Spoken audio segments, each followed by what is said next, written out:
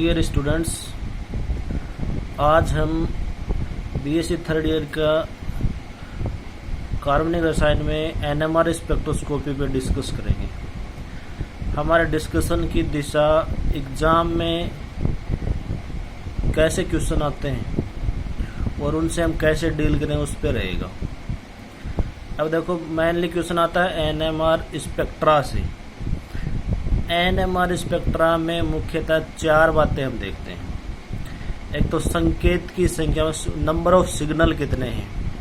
ये number of signal वास्तव में उस अणु में कितने प्रकार के हाइड्रोजन उपस्थित हैं वो दिखाते हैं। दूसरी उसकी प्रॉपर्टी है संकेत की स्थिति। संकेत की स्थिति का मतलब वैल्यू ऑफ केमिकल शिफ्ट। ये देखो, जैसे एक टिपिकल एनएमआर स्पेक्ट्रा है, 0 से शुरू होकर 10 तक। ये 0 से 10 तक डेल्टा वैल्यू है। इसमें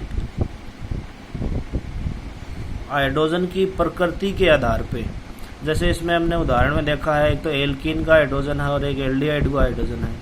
तो दोनों प्रकार के हाइड्रोजन अलग अलग जगह पे सिग्नल दे रहे हैं। ये सिग्नल उस हाइड्रोजन की प्रकृति को दर्शाता है। इसे बोलते हैं हम केमिकल शिफ्ट। इसके आधार पे क्वेश्चन आते हैं।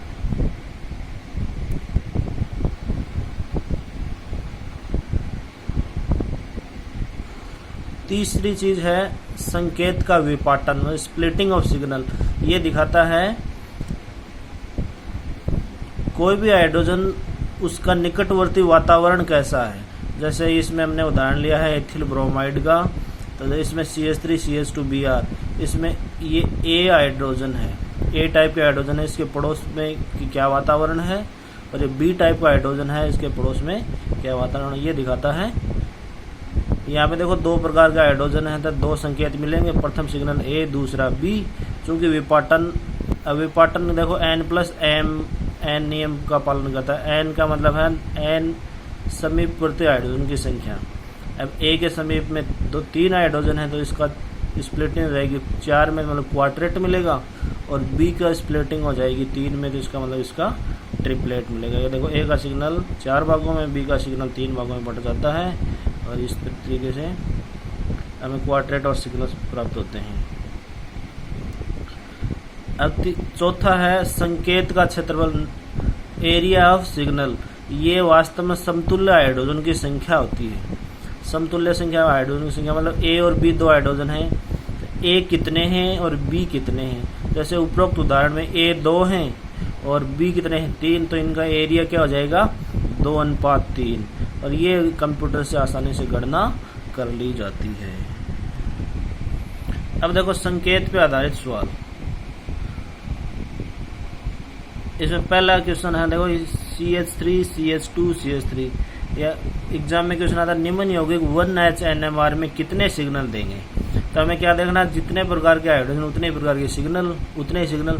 तो इसमें देखो, ये मेथिल ग्रुप और ये मेथिल ग्रुप दोनों सेम है, तो एक सिग्नल तो इन 6 हाइड्रोजन का आएगा, और ये मेथिलीन ग्रुप है, एक सिग्नल, तो टोटल सिग्नल कितने हो गए, 2। ये CH3 CH2 Cl, इसमें एक CH2 का सिग्नल और एक CH3 के लिए सिग्नल, तो 2 सिग्नल इसमें। ये देखो क्या है, 2 क्लोरोप्रोपेन, इसमें दोनों हाइड्रोजन एक, ये मेथिल मेथिल वाले दोनों एक से हैं, तो एक सिग्नल तो इनका और एक ही CH का सिग्नल। अब देखो, ये इसमें दोनों मेथिल का एक सिग्नल, दोनों हाइड्रोजन का एक सिग्नल। अब देखो, ये है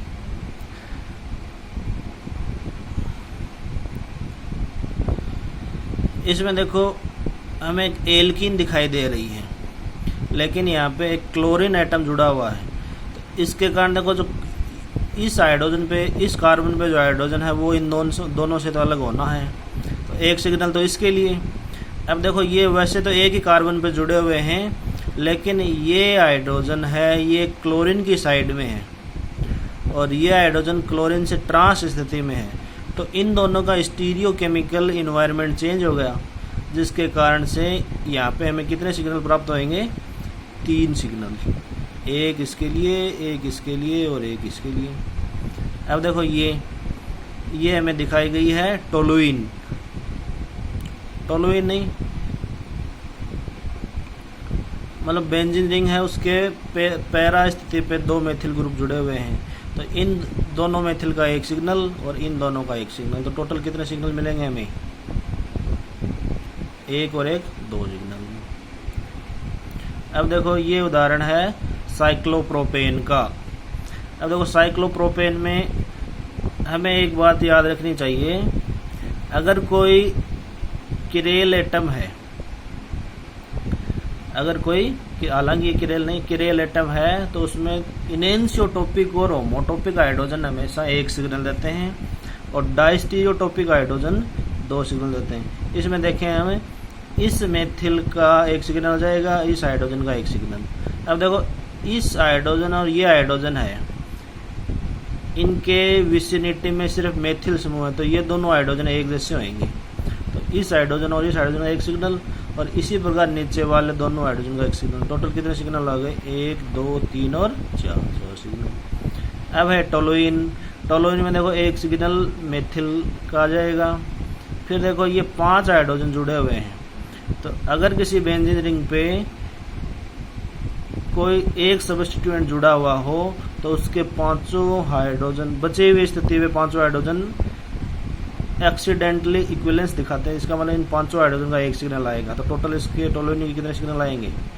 तो अब ये फिर से हमने साइक्लोप्रोपेन डेरिवेटिव बनाया है, इसके हम आसानी से काउंट कर सकते हैं। ये दोनों मेथिल एक जैसे हैं, एक सिग्नल इनका, ये दोनों हाइड्रोजन एक जैसे हैं, एक सिग्नल इनका, और ये दोनों हाइड्रोजन एक जैसे हैं, तो एक सिग्नल इनका, तो टोटल कितने आ गए? 3। इसी प्रकार ये क्या है? प्रोपीन। प्रोपीन के कितने आएंगे? 1 2 3 और 4। इस तरीके से हम सिग्नल आसानी से काउंट कर सकते हैं।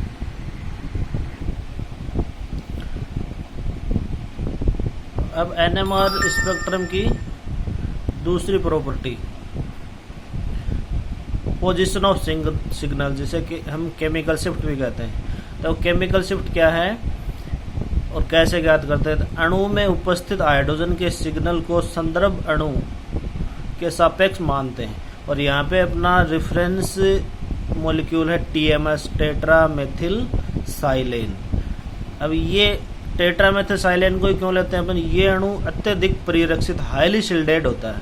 हाईली शिल्डेड का मतलब इसके चारों ओर इलेक्ट्रॉनिक डेंसिटी बहुत ज़्यादा होती है, अतः इस सिग्नल की स्थिति हम क्या मानते हैं? 0 ppm। और अन्य सिग्नल की, अन्य प्रोटॉन की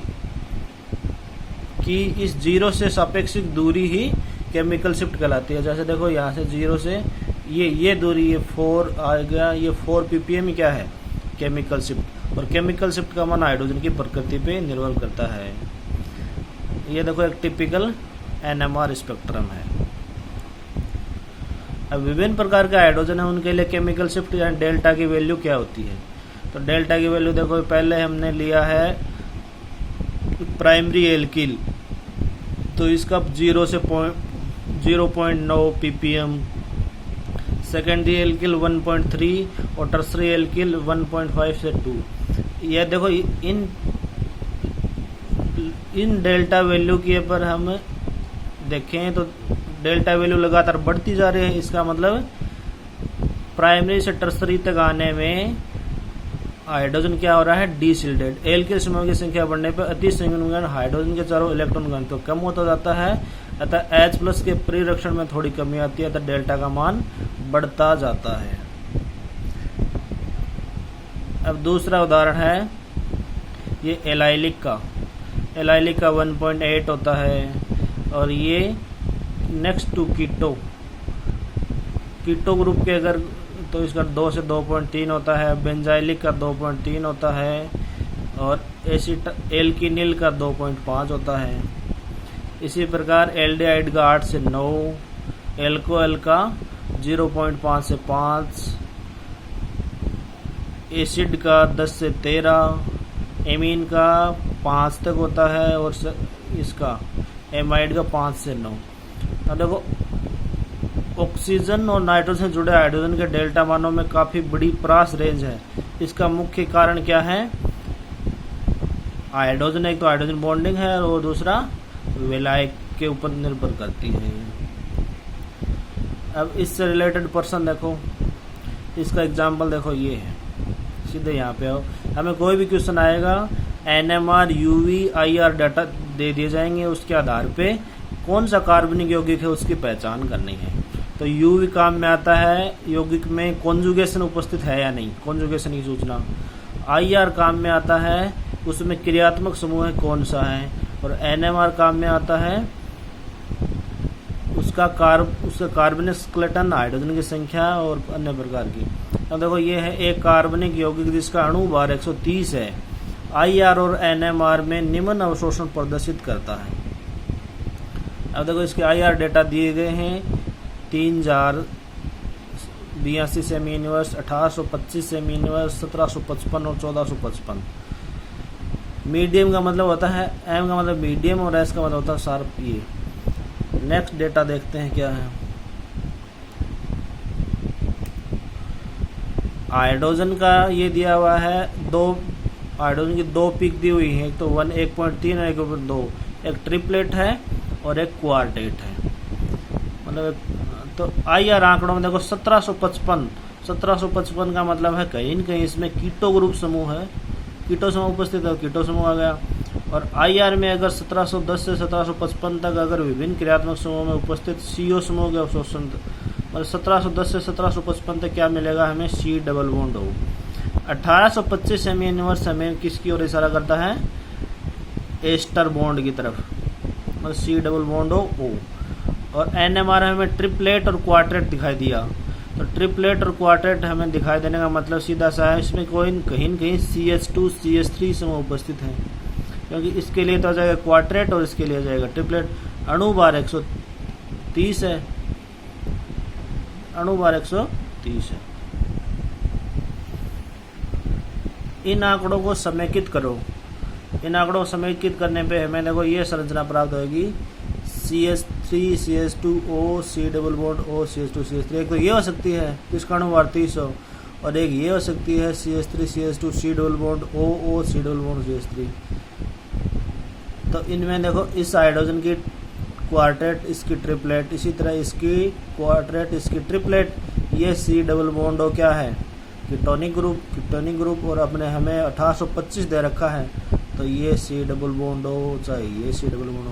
तो हमारा अभिष्ट कंपाउंड क्या होएगा, ये इनहाइड्राइड होएगा, न कि ऊपर वाला होएगा। इस तरीके से अपन दिए गए डाटा के आधार पे कंपाउंड की पहचान कर सकते हैं।